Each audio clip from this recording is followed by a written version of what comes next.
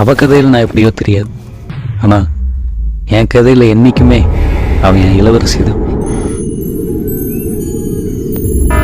உங்களுக்கு கொடுக்கப்பட்ட கால அவகாசம் 30 நிமிடங்கள்.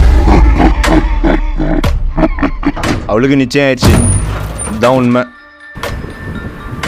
மேடம் சார் லவ்வே பண்ணலையாம், 2 பேரும் ஃப்ரெண்ட்ஸாக தான் பழகுனாங்களாம்.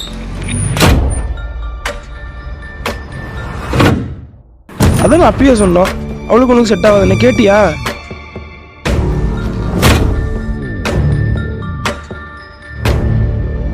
இந்த ப்ராஜெக்ட் அது ஒழுங்காக பண்ணி முடியும்.